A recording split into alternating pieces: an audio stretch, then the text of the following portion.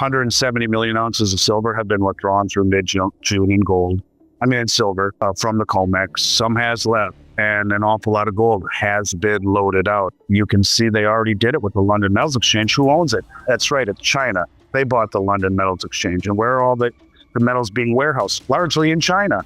This is not just gold and silver. This is a slow-moving process of building an infrastructure under the guise of internationalizing the yuan so as to not piss off President Trump about the expansion of the BRICS. That's why you're seeing more metal and even trading desks like JP Morgan moving to the east, largely under the assumption that traders would not stand for delivery. They would either roll over, they would cash settle, or they would exit. And now you're beginning to see, no, I want the real thing, thank you. And it doesn't have to leave COMEX for it to be the real thing. They can still have it in a Brinks depository, fully segregated in an eligible account. No one's touching it. Oh, it didn't leave COMEX, so what? It's in a vault, not part of the registered category. I think gold is being rewoven into the monetary system. I know the metals market price-wise is somewhat schizophrenic. We're seeing huge moves every day, one way or the other, as I've mentioned for quite some time. And I know there are questions on it, which we can talk about, but there is a material difference in the way that we have been seeing deliveries on COMEX. And they've been unusually large lately, and especially in silver. And it is material. I think it is material in the respect that very large traders who have always accepted paper settlement, either by settling with cash, rolling them over, or just exiting the trade, have been the rule, not the exception. What we have seen recently is an exception to that rule, where there is far more demand for physical settlement. And this has been going on consistently since a year ago, December 2025, 65 million ounces, a record. January 2026, nearly 50 million ounces, more than 7 times January 2024 volume. And all of 2025 settled for 474 million ounces versus 203 the year before. But this is what we continue to see here in 2026. And so I think that even the loadouts, we've seen about 170 million ounces physically withdrawn this year through mid-June.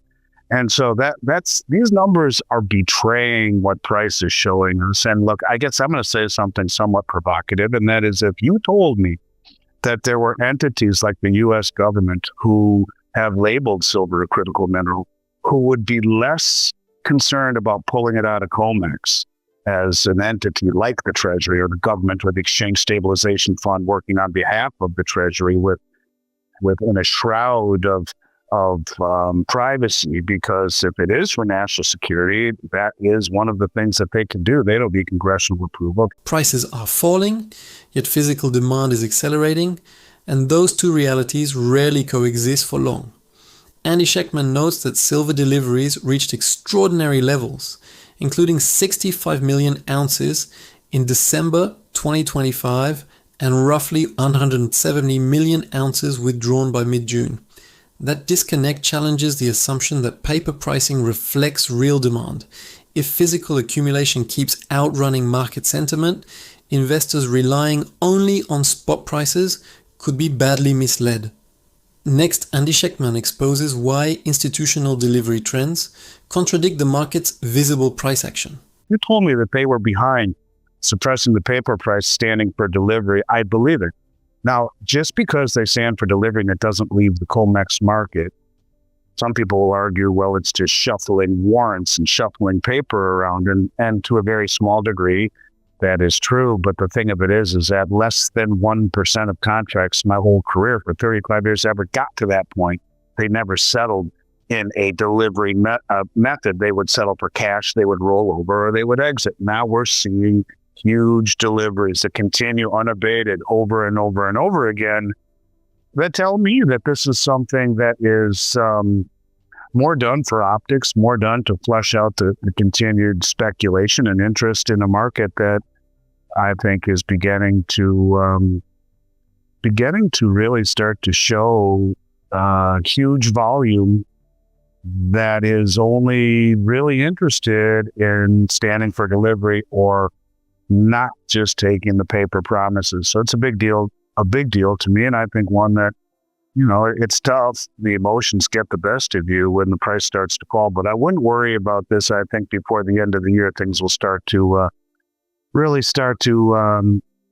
take shape in terms of where people think things are going. Yeah, we've heard from a lot of the analysts that we've had on that the second half of the year may end up looking quite different from the first half of the year. And we want to get in a little bit to talking about the question that was submitted from a recurring viewer of ours, actually multiple questions about electronically transactable gold and stablecoin and other tokenized forms of gold. We'll get to that in a minute. The biggest shift isn't the price decline. It's what sophisticated participants are demanding behind the scenes. According to Andy Schectman, fewer than 1% of futures historically ended in physical delivery, making today's persistent delivery request highly unusual. Whether or not metal leaves COMEX immediately, the preference for ownership over paper exposure signals changing institutional priorities. Investors should watch behavior instead of headlines because positioning often changes long before narratives do. Next, Andy Schectman reveals why tokenized gold could expose weaknesses hidden inside today's paper market. But first of all, as we were heading into the July 4th holiday, we were looking with some head scratching about whether we'd see something that Dr. Judy Shelton had predicted in her writing. You had a question? Yeah, we were curious about the idea of a gold-backed U.S. Treasury bond and what the outlook is on that and your perspective. Kaiser, I think everything that I see around me tells me it's an idea whose time has come. The fact that it wasn't issued on July 4th, I know upset everybody, and I talked a lot about it. Now, and I mean, I want to, there are some people in this industry that choose to, I don't even know the right way to say it. I think their focus is misplaced.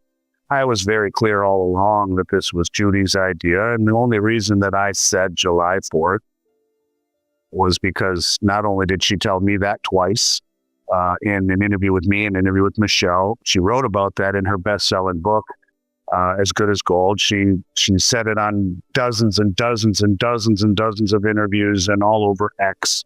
She said to me in no uncertain terms, I spoke about this with President Trump while I was part of the transition team, and I do believe there's a very good chance he will issue them on July 4th. I said, I hope for it. I was asked by Michelle McCory in an interview, I said 50-50. I wasn't convinced of it. I'm not convinced that it's over. I think that the idea is the best I've heard to date. Missing an expected deadline doesn't always mean the strategy has been abandoned. Sometimes it signals changing priorities behind closed doors. What Andy Schectman is highlighting is that the gold-backed Treasury concept may have been delayed, not discarded, despite widespread disappointment after July 4th. Markets often confuse delayed implementation with policy failure. Patient investors should focus on long-term monetary direction rather than headline dates. Next, Andy Schectman unravels why institutional gold accumulation may matter far more than political announcements. I don't think I've heard a better idea that would help us get out of the problem, reshore manufacturing, and then reinstill confidence into a Treasury market that is lacking confidence in a big way. There are rumors out there kicking the can down the road further for dates for us to be excited about the G20 meeting in December. Some deal here at the end of July that has to do with when certain markets in Asia go live. Look, all of this is besides the point. I think anytime that you pick a date, there's no upside. You end up getting disappointed. And if you're wrong, people will hang their hat on that. I would just simply say this, that to me, it makes better sense than anything I have ever heard. But it doesn't change the narrative, because the fact that we continue to see gold accumulated and accumulated by the biggest money doesn't change my feeling whatsoever. If indeed rising gold is still what they want to devalue the dollar to help reshore manufacturing, you don't need the Treasury bond, but certainly would help. And I think it's not a dead in the water idea. I just think that they didn't announce it July 4th. Will they do it? Geez, I hope so. It makes a lot of sense to me. But at this point, I think it's just better to focus on what is in front of us. And to me, that is the biggest, most well-informed money on the planet. continues to stand for delivery. Now, some is leaving. 170 million ounces of silver have been withdrawn through mid-June in silver from the COMEX. Some has left, and an awful lot of gold has been loaded out. Retail investors often chase announcements, while institutions quietly accumulate assets before policies ever become official. Andy Schectman's argument suggests that persistent physical buying matters far more than speculation over government timelines or political headlines. If sophisticated capital keeps exchanging paper claims for bullion, confidence is shifting beneath the surface. Protecting purchasing power depends on recognizing these transitions before they're reflected in price. Next, Andy Schectman reveals why trust, not interest rates, may become the next monetary battlefield.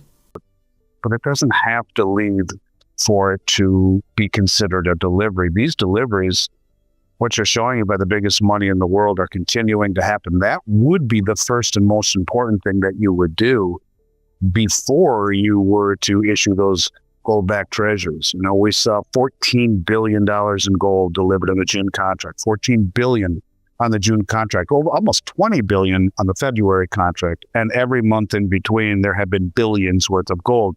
It continues to be reshorted. I'm hopeful that they will issue Judy's idea, because I think it really is a solid fundamental idea that will help reinstill confidence. And in a system that is not backed by anything but trust, it's very difficult to trust any central bank or any governmental institution in this country or in any other. I think this is the first way to help do that. And quite frankly, I think if we don't do something soon, that we will see gold be reintegrated much more aggressively across the global south.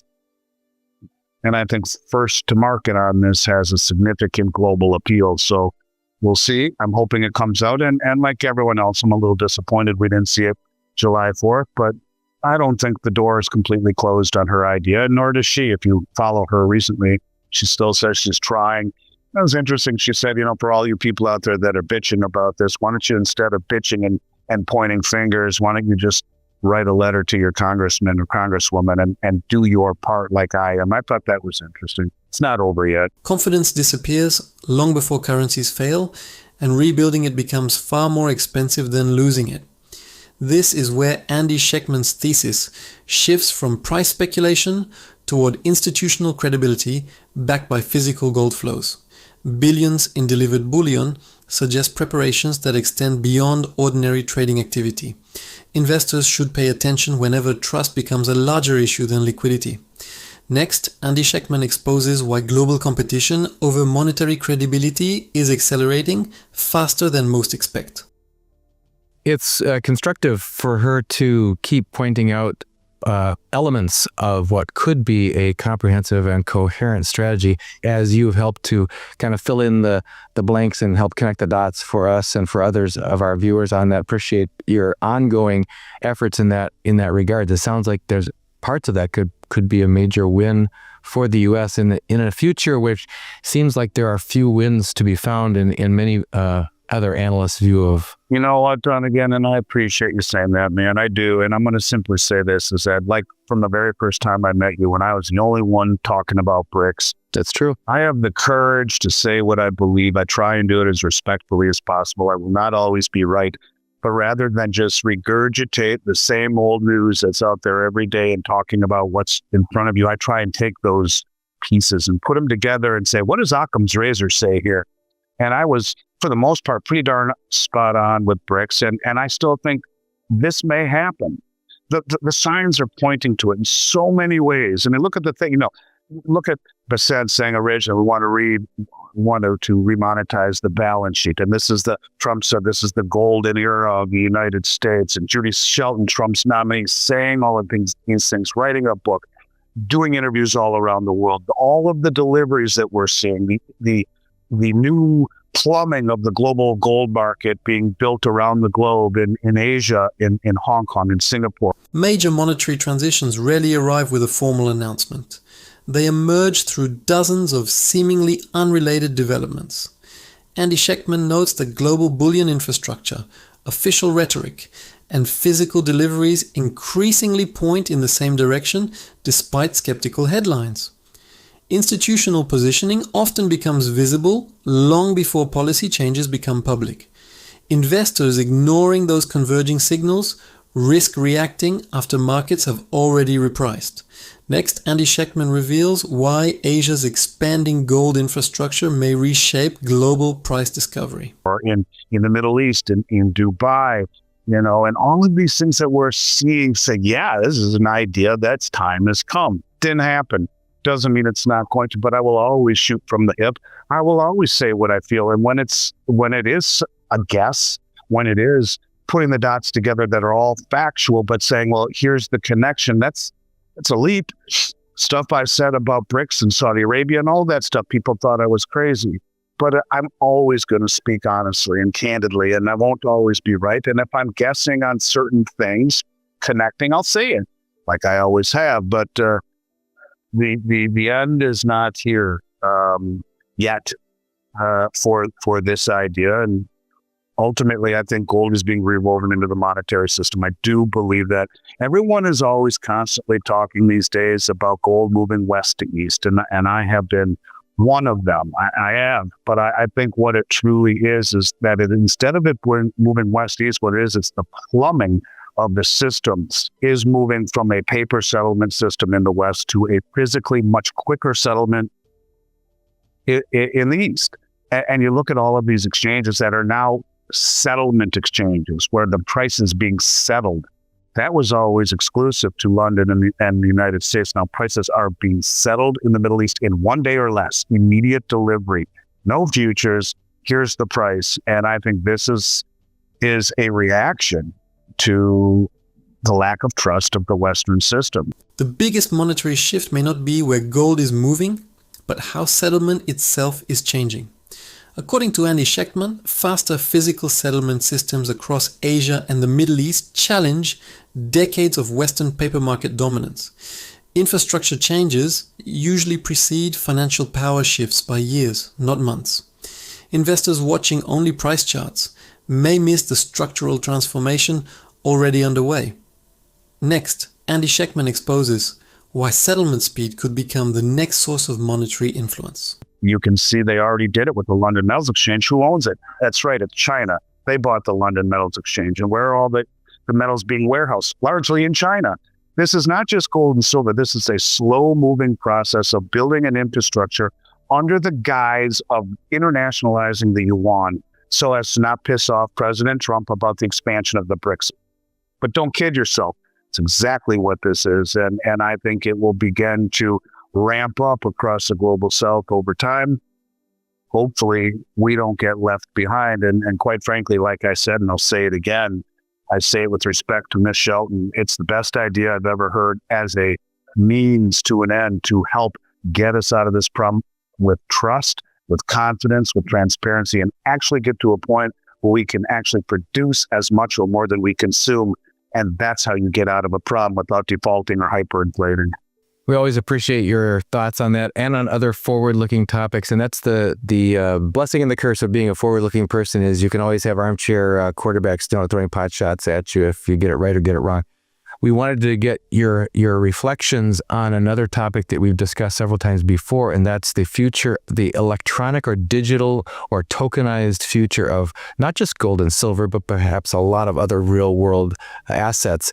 We have a viewer and subscriber, Bill M. from Florida, who's done a interview with us as it passed. He often submits questions ahead of your appearances here, and I shared with you a few of his questions. Financial influence increasingly follows whoever controls the marketplace, not whoever delivers the loudest speeches. What Andy Schectman is highlighting is that ownership of exchanges and metal infrastructure may prove more important than public geopolitical messaging. Nations invest in settlement systems because they expect future trade to flow through them. Long-term investors should watch infrastructure before headlines. Next, Andy Schectman unravels why tokenization could disrupt traditional precious metals pricing models. Paper markets function. One of them revolves around the impact to the gold and silver, the precious metals markets of tokenization. If exchanges which are honoring real ownership and real quantification without rehypothecation of metals is it going to force basically a day of reckoning for unwinding of any of that rehypothecation? It says basically if gold and silver markets are put on blockchain similar to what's planned for other real world assets, and LBMA, COMEX, and Shanghai trading is therefore all done on the blockchain, including all derivatives-related trading, wouldn't this force the paper markets to match the physical, causing the prices to skyrocket until equilibrium is reached? But that would, from a real standpoint, it would. And maybe that's why you're seeing that's why you're seeing more metal and even trading desks like JP Morgan moving to the east. Maybe they're beginning to realize that the game of the Western price setting that is look, the bottom line is the COMEX market was set up for decades largely under the assumption that traders would not stand for delivery. They would either roll over, they would cash settle, or they would exit. And now you're beginning to see, no, I want the real thing, thank you. And it doesn't have to leave COMEX for it to be the real thing. They can still have it in a Brinks depository, fully segregated in an eligible account. No one's touching it. So that too much is made of that. Oh, it didn't leave COMEX, so what? It's in a vault, not part of the registered category anymore. Some of this is real. A lot of it is real. Smoothly only while most participants never ask for the underlying asset. Andy Schectman's argument suggests that tokenized ownership backed by verifiable bullion could eventually expose mismatches between paper claims and physical supply. That possibility explains why institutional behavior deserves closer attention than daily price volatility. Investors who understand ownership structures may gain an important edge over those chasing momentum.